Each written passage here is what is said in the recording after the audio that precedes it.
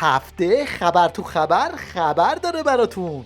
از بساط آبگوره‌گیری آخوندا برای عظمای سقط شده که همچنان ادامه داره. اون چه که امسال ملت ایران بهش مبتلا هست اینه که جنازه آقامون هنوز روی زمین است. نزدیک به 90 روز هست فرزند آقامون علی را شهید کردند و ما هنوز فرصت برای عزاداری پیدا نکردیم. کاربرای فضای مجازی هم دست به کار شدن و با هوش مصنوعی چنین ویدئویی از عظما رو کردن. خلاصه در 2 کلمه به ملت ایران بگم دفن نخواهم شد و تشییع جنازه هم نخواهید گرفت، پسرم هم زنده نخواهد ماند.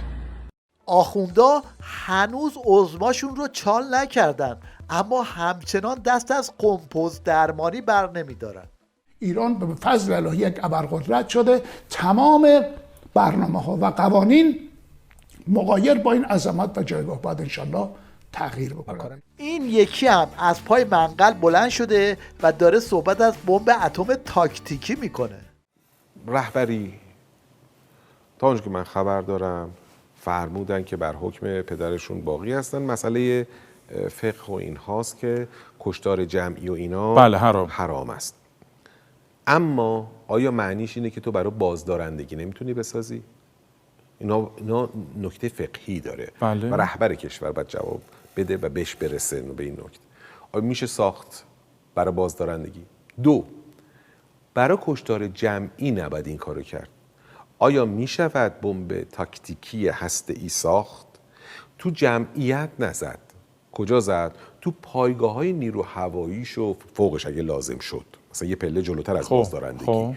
تو دیمونا و مثلا میگن جایی که تو بیابونه و بمب هیروشیمایی نیست، تاکتیکیه، تخریب گسترده داره. ولی اینها نکته فقهیش باید حل شه. توی سیرکای شبونه‌شون هم اینطوری به کشورهای منطقه جفتک پرونی میکنن.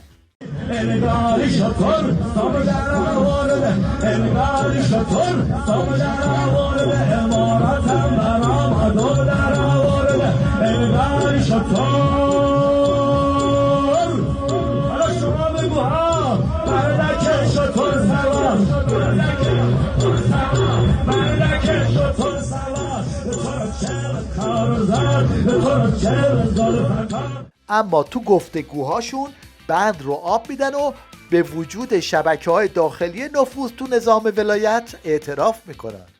اون شبکه‌ای که از داخل این مسائل رو رقم زد هنوز داره نفس میکشه بین ما و ترامپ روی شبکه حساب کرده که از داخل کشور رو به هم بریزن که اون بتونه کارشو در نهایت انجام بده. هنوز هستن. ما حرف مقام معظم رهبری رو من مثال آوردم که کسی من متهم به تئوری توطئه نکنه. رهبر شهید جزء سخنرانی آخر یا یکی مونده آخرش. حرف من اینه که این شبکه هستن، پس میخوان از داخل اقتصاد ما رو به هم بریزن. این یکی هم میدونه چی در انتظار نظامه و صحبت از واژگونی ها و سرنگونی ها میکنه. اگر پذیرش و اطاعت از حرف امام نباشه حرفش اثری نداره. انحرافات کوچک در سرعت حوادث واژگونی ها و سرنگونی ها و تخریب های گسترده‌ای خواهد داشت. حواسمون باش. ته ختم ترسشون از قیامیه که تو راهه و راه که بیفته تومار نظام رو در هم میپیچه. اینو به شما بگم که ترامپ دنبال اینه و واقعیتش اینه که پلن بیش اینه که با این مذاکرات فرسایشی و قولایی که حالا به شکل ضمنی میده یا میخواد توشون دب به در بیاره، ما در یک خونریزی داخلی اقتصادی زجر بکشیم. یعنی تنگن هم وا کردیم و مثلا فرض کنید که توافق شده تنگن هم وا کردیم، ما زجر بکشیم در این تابستان هم بالاخره کولرها روشن بشه، عوارض پارس جنوبی خودشون نشون بده. بعد خدمت شما عرض کنم که ملت هم که بیکار و بی پول و اینا زیاد شده باشن، یک ناآرامی رو، یک تابستان داغی رو برای ما در حوزه ناآرامی داخلی رقم بزنه، اونم هی توییت بزنه.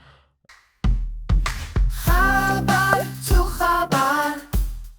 مشنگستان این هفته رو با سریال خاطره بافی آخوندهای صاب مرده برای عظماشون شروع میکنیم. زندگی شخصی ایشون که اینا نکاتی است که واقعا درسه برای همه ما.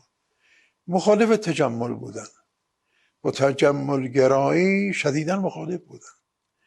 زندگیشون به قدری ساده بود، به من میگفتن تمام وسایل زندگی شخصی من یه بار وانت میشه، شاید هم کمتر. این حرف ایشونه، غیر از کتابخون. حالا که همه دنبال اینن که ببینن عظما چطوری به فنا رفت، یه پاسداری پیدا شده که تقصیرها رو گردن شمخالخالی انداخته. بعد گفتم اینا الان رفتن رو پلن سی. 3 روز قبل از جنگم با آقای شمخانی گفتم، جنگ جدید. بله.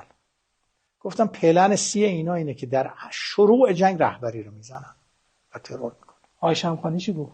آقای شمخانی به من گفت نمیتونن. گفتم چرا نمیتونن؟ گفت برای اینکه نمیتونن رهبری رو پیدا کنن.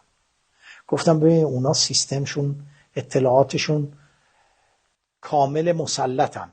زمان اونا این جنگ رو شروع میکنن که بتونن اول رهبری رو بزنن، که رهبری هم در محل کارشون. من گفتم که اینا حتما پلن سی جنگ سوم با زدن رهبری آغاز میشه. خدا رحمت کنه آقای شمخانی. میگفت نه نمیشه، نمیتونن. اینو من خیلی اصرار کردم به ایشون، خدا رحمتش کنه. اینم عظما رو با زوزنقه اشتباه گرفته و صحبت از طول و عرض عظما میکنه.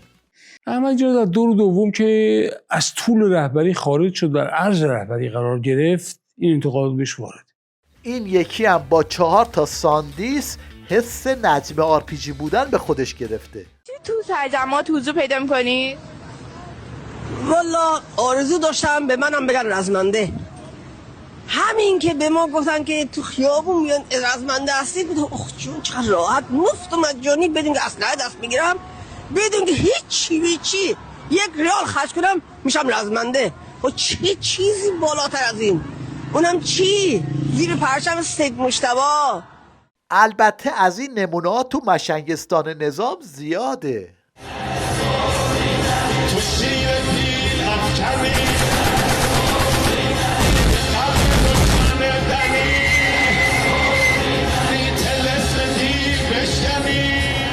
کسادی سیرکای خیابونی بسیجی ها به حدی رسیده که مجبورن توی تیویش بهش اعتراف کنن.